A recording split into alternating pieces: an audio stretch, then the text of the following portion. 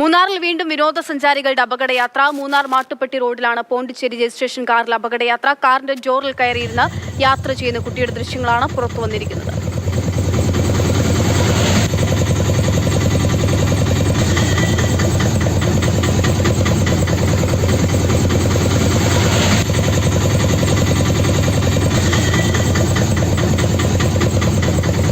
നന്ദുഷയുണ്ട് വിവരങ്ങൾ നൽകാനായിട്ട്. നന്ദു, ഇതിപ്പോൾ സ്ഥിരം ഇങ്ങനെ വാർത്ത നൽകുന്നത് തന്നെ നന്ദുവിനൊരു പണിയായിട്ടുണ്ട്. ഇത്തരത്തിലുള്ള വാർത്തകൾ അവിടെ നിന്ന് ദിവസവും വരികയാണ്. ഇതിനപ്പുറത്തേക്ക് ഇതൊരു ചെറിയ കുട്ടിയാണെന്നാണ് ഈ ദൃശ്യം കാണുമ്പോൾ മനസ്സിലാവുന്നത്. പറഞ്ഞു കൊടുക്കേണ്ടവർ ആണ് വാഹനം ഓടിക്കുകയും ചെയ്യുന്നത്. അപ്പോൾ കുട്ടിയെ മാത്രം കുറ്റം പറഞ്ഞിട്ട് കാര്യമല്ല. ഇവിടെ എപ്പോൾ എന്താണ് ഉണ്ടായത്?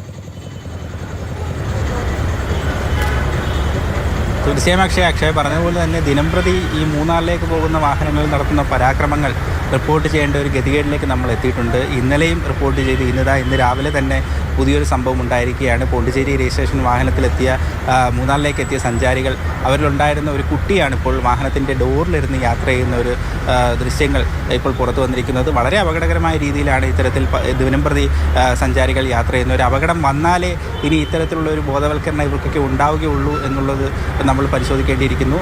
മോട്ടോർ വാഹന വകുപ്പും പോലീസും ശക്തമായ പ്രതികരണങ്ങൾ തന്നെയാണ് ഓരോ ഘട്ടത്തിലും ഈ വിഷയത്തിലെടുക്കുന്നത്. ഇന്നലെയും ഈ സമാനമായ രീതിയിൽ മൂന്നാർ മാട്ടുപ്പെട്ടി റോഡിൽ ഈ സാഹസിക യാത്ര നടത്തിയ കാർ മോട്ടോർ വാഹന വകുപ്പ് പിടിച്ചെടുത്തിരുന്നു. പോലീസും ശക്തമായൊരു നടപടി ഈ വിഷയത്തിൽ കൈക്കൊണ്ടിരുന്നു. ഇന്നിപ്പോൾ ഈ വാഹനം പോണ്ടിച്ചേരി രജിസ്ട്രേഷൻ വാഹനം ഇതുവരെ നടപടികൾക്ക് വിധേയമായതായിട്ട് ഉള്ള അറിവ് നമുക്ക് ലഭിച്ചിട്ടില്ല. ഏതായാലും ഇവർ ഈ വാഹനം കണ്ടെത്താനുള്ള തെരച്ചിൽ പുരോഗമിക്കുകയാണ്. പോലീസ് പിടിച്ചെടുത്ത ശേഷം മോട്ടോർ വാഹന വകുപ്പിന് വാഹനം കൈമാറുന്ന ഒരു രീതിയാണ് നിലവിൽ ഉള്ളത്.